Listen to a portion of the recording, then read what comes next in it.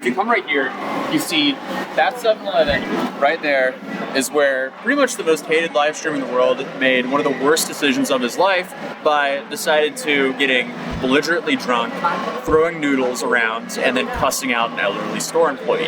This basically kickstarted his downfall here in Korea because it was after that incident that things started to crumble together for him. And this caused a ripple effect that put enough negative attention on his behavior that he got the attention of the Korean government. And now with all the official charges placed on him, he's now facing over a decade in Korean prison. So today, we're gonna head over to his trial. So over the past few years, this streamer has built a small career off of going to countries that have a reputation of being extremely polite, taking advantage of this and harassing people for his own content. And not too long after he started doing this, he ended up in jail in Japan for a little bit over 3 months while he was awaiting his trial. Eventually, he only ended up receiving a fine and a slap on the wrist, and he chose to double down on the style of content. So he then went to Israel, but unfortunately for him, he was attacked multiple times, had a lot of interactions with the police, and ended up fleeing the country before something happened to him. This is where he decided to go to Korea and try this format that he did in Japan over here. And unfortunately, he did this for a while until he flew just a little bit too close to the sun.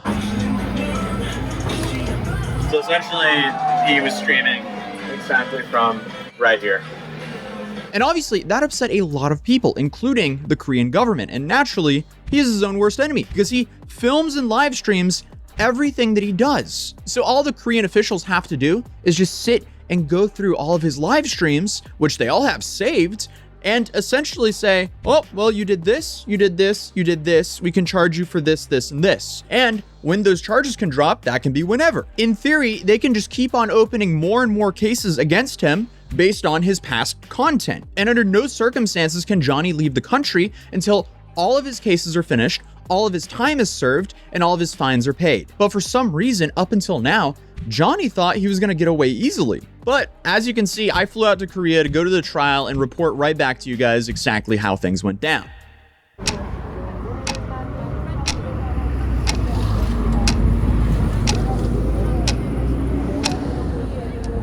So it's now a couple days before the trial, and he's now been hit with yet another charge of obstruction of business.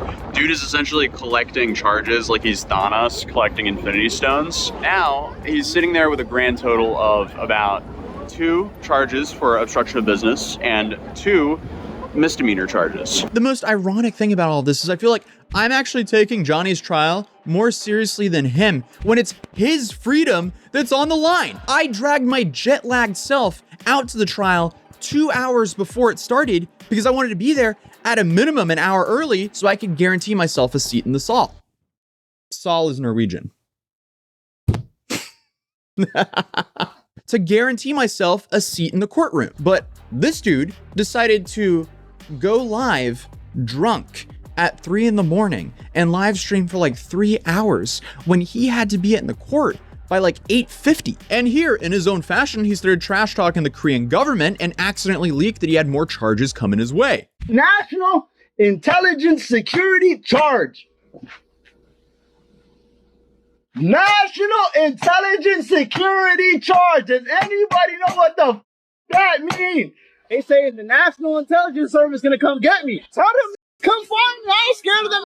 How is this guy playing his cards in the dumbest way possible every single time? I mean, like, it's like every decision he makes is going to make everything infinitely worse for himself. He just does not want to be a free man. But as many of you guys know, he's been running around promoting North Korea in his streams on the metro station by blasting the national anthem and by blasting various speeches by Kim Jong-un. And then he's been running around, you know, preaching positivity about North Korea while he's been streaming. And if you know anything about North Korea and South Korea, you would know that's an unwise thing to do. It's like he's actively making his life harder on purpose for himself. And that wasn't the only charge. He also accidentally leaked that he was getting a charge that was infinitely worse while using a racial slur to the prosecutors and judge. You think this is a game?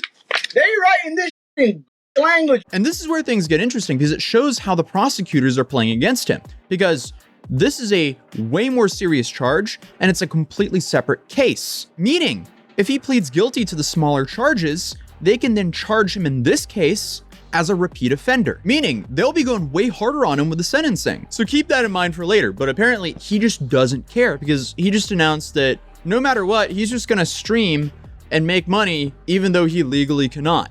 I don't give a these gonna lock me in the country, I'm gonna make bread. If these lock me in the country, I'm gonna make bread. I don't give a fuck. I don't give a fuck. Send that to the prosecutor. My live stream donators, they gonna get it rich and oiled because they feel bad that I've been locked here. Snitching. Johnny Somali is making money. Yeah, don't lock me in the country, Korean corrupt ass government. If the government don't want me to work, I'm not working, I'm streaming. Two different things. I could be in Home Depot or selling my... That's working. Shut the up. All of this is just so incredibly self-inflicted. Maybe people would have a little bit of sympathy for him if he didn't spend the last 2 years harassing strangers in public for profit. Dude is literally just traveling to be a burden to other people's societies as a career. And he's admitted that's how he makes his money. So this is his occupation. And clearly he doesn't care about anyone except for himself, and he will just do anything to make money.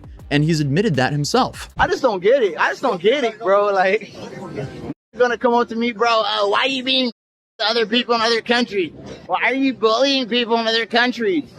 For money, like, for clout. I've said it many times. But if he cared so much about himself, I'm surprised he did this before showing up to court. Because wouldn't he want freedom? Because on his stream, knowing he had court in just a few hours, he drank until he vomited all over the place. I'm giving y'all the first viral moment tonight.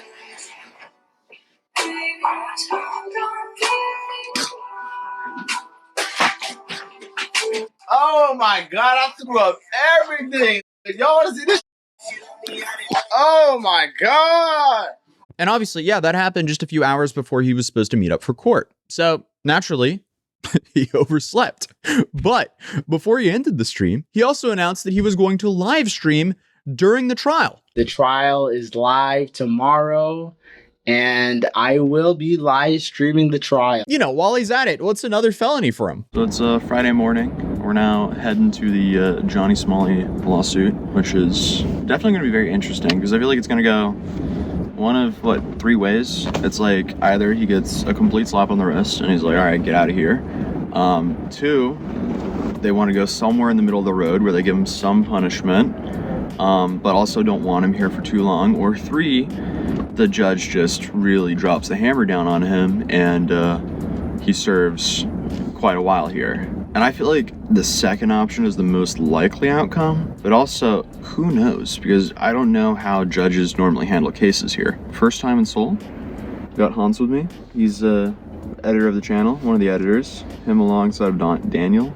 Unfortunately, Daniel was sick, so he couldn't come out to Korea, but me and Hans are holding down the fort. I'm actually shocked right now. So we just found out that Johnny's been streaming all night and he's incredibly drunk. And apparently he's been doing like text-to-speech donation shots, and his chat, of course, got him incredibly drunk before his papers, or not before his papers, before his trial. And the reason I mentioned papers is because apparently he showed his papers on stream, and apparently he's been indicted for some crazier crimes than what we even thought. So this is going to be an interesting day, to put it lightly. If he doesn't show up, what happens? They will put it off for a month. Okay. Or in his case, in this very special case, he might be detained. Yeah. Okay. Because he's made such a stink that they might feel that he's a risk, so they'll probably arrest him. Potentially, that'll be funny. Apparently another Korean streamer threw a brick through a window here. The window. Yeah. He broke the window over there. Wow. This other Korean streamer.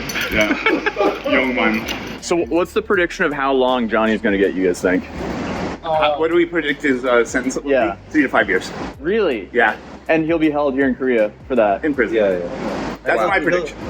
He'll go to the foreign prison, which is not fun. He'll have lots of Chinese friends there to keep him company, and he's been making fun of China as well, so that'll go over brilliantly. Yeah. He's about to find out that being in an Asian prison is not. It doesn't help when you have multiple charges stacked against you. No. This is the room right here. And so there'll be a paper with all the cases. Basically. I guess the big question is, will he show up? Right. He's wasted at the moment, so. We've been covering him for what, like a year and a half, and every video I make on him, I'm like, how is this possible? How is he finding a new low? And today, he found a new low, or tonight.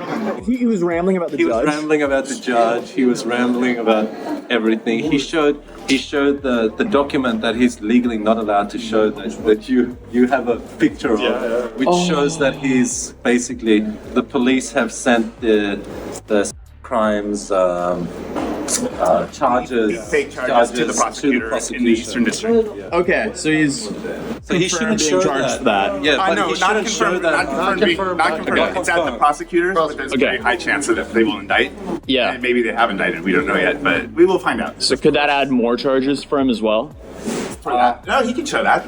I mean, thank you, Johnny. Yeah. He pleaded guilty to the other charges that they had, which was obstruction of business, carrying a rotting fish and threatening people with it in public, twerking on the train and that kind of thing. Right. The dapper gentleman who was in the recap I did after the stream, he did a court summary where essentially he wrote down everything that happened during the courtroom. So here we have Johnny Somali court case March 7th, 2025, first hearing. 9:50, courtroom doors open. 9:51. Courtroom layout and observations. Atozy begins to make a courtroom sketch. Just in case you were wondering, this is my courtroom sketch here. So this is exactly what the courtroom looked like from the podium where we were sitting. So you have the judge in the center there, the Korean flag. Behind him, you have the prosecution on one side and then the defense on the other side.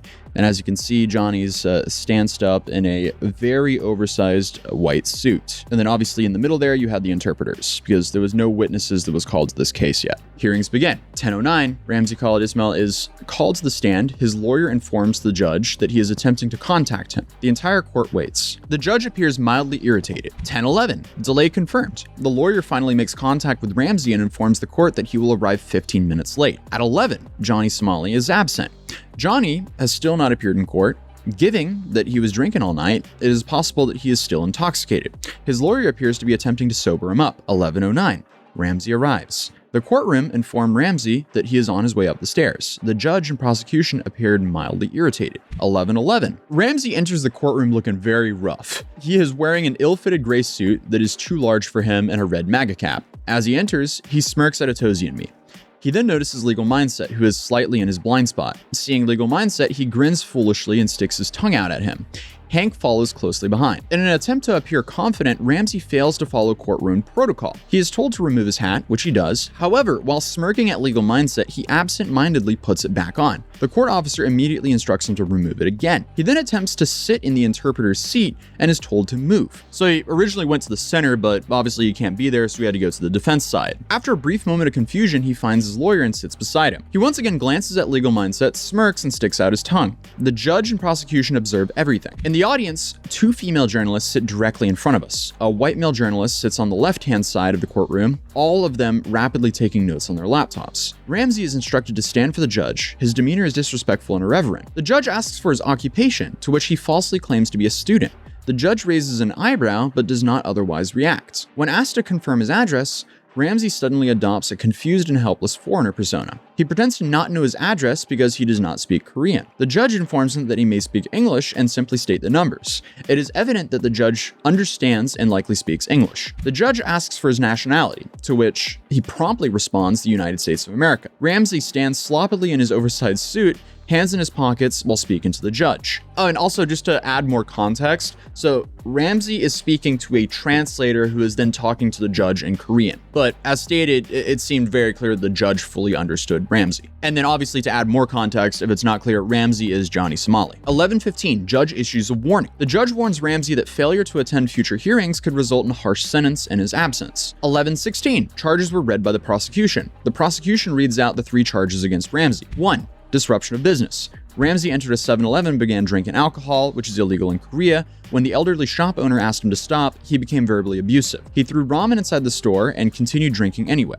He played loud music, danced drunkenly, and harassed customers as they entered. His actions caused financial harm to the business and emotional distress to the owner. The prosecutor's language mirrors the strict legal vocabulary used in the previous drug dealer's case that we witnessed before Ramsey's case, emphasizing the social damage that Ramsey's actions caused. 2. Public harassment with a rotting fish. Ramsey carried a rotting fish in a plastic bag and harassed people. When passengers asked him to remove the fish from the bus, he ignored them. He randomly approached pedestrians with a rotting fish, disturbing social order and making people feel unsafe. Upon hearing about the rotting fish, the judge slightly tilts his head and reviews the charges, seemingly in disbelief. However, he remains stone-faced and does not comment. And then the third charge is lewd conduct on public transportation. Ramsey was accused of sexually suggestive dancing and playing loud music on the bus and in train. He was specifically accused, in quote, of twerking, which is considered deviant in Korea. I'm not doing it. Oh, yeah, no. This was a statue Johnny twerked on. And that's apparently the first time the word twerking has ever been used in a court case in Korea. 1118, the unexpected fourth charge. The judge asks Ramsey if he's received the letter of the fourth charge. Both Ramsey and his lawyer appeared confused. The lawyer receives a new charge and reviews it. Then the judge asks the defense how they wish to plead. Ramsey's lawyer states that he pleads guilty to all charges except for the new charge, which they have not yet reviewed.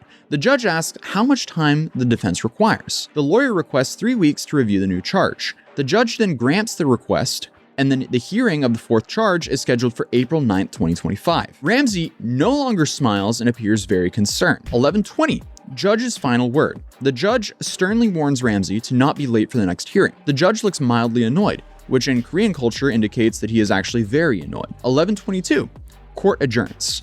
We stand and exit the courtroom, leaving Ramsey behind. After the hearing, a journalist asked Ramsey why he wore a MAGA cap and kept putting it back on. Ramsey responded, "Because I can do whatever I want. Korea is a vassal state of America." Again, that is a quote from him. His freedom is in Korea's hands right now. Why he's acting like this now, I don't know. But also, I have no idea why he's done 99% of the stuff that we've been covering him doing. But after the trial, we went and had lunch and discussed the trial. First trial case for him. Very fascinating. Apparently he pled guilty to the first set of charges, and he now has another court date and a separate trial or a separate case. Can you do a quick run through about the fish thing? Or like, so what happened? So basically he got on the public transport with a rotten fish. Yeah, I'm aware of the story, but what did the judge say about all that? They indicted him for it because it's disturbance of business, and the public transport here is technically a private company. Like, it's half government owned, but it's still a private company. So it's still obstruction of business, and he was harassing people with the fish randomly in the street for no reason. They said specifically he was approaching people for no reason and harassing them with a rotten fish. Okay. So it's kind of, it goes into harassment and also the obstruction of business. Yeah. Because it made public transport, people felt unsafe, they said. So that counted as an obstruction of business as well, not only just minor charges? That was a minor charges or a misdemeanor. Like harassment. Yeah. And then the second minor charges was him on the subway twerking. Subway twerking, playing loud music. Playing loud music and just disrupting people, making them feel unsafe on public transport. What did the judge say or react to any of it? Did he give anything? He just kind of basically didn't show much response. He was just noting down what the charges were. And as Johnny was walking in making faces, the judge noticed that he was making faces. So it's probably not going to count in his favor.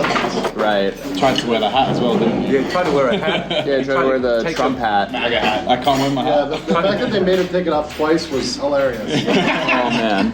And he wore a very badly fitting suit. That's hate. It's always suits. It's got too much padding. Yeah, it was like a kid wearing his dad's suit. It was embarrassing. After lunch, I ended up trying to live stream multiple times, but couldn't get a decent internet connection, so we ended up going to a Starbucks to where I could actually stream. And that's how we got this VOD, which is still up on my channel. And remember what I said about him pleading guilty? Well, That's exactly what happened because, you know, he showed up drunk and pled guilty to 3 of those charges, which means no matter what, he's going to become a convicted criminal in Korea because he just pleaded guilty. So he's now banned from Korea when they finally let him leave here after he served all of his time and paid all of his fines. And in future cases against him, he'll be tried as a repeat offender, meaning he'll be getting a way harsher sentence. And in these future cases, it seems like these charges are way harsher. But somehow, after all of that, he still thinks that he's not even going to spend any jail time in Korea and he's going to be a free man soon. And not only that, he also admitted to showing up drunk and not caring about his case on a live stream.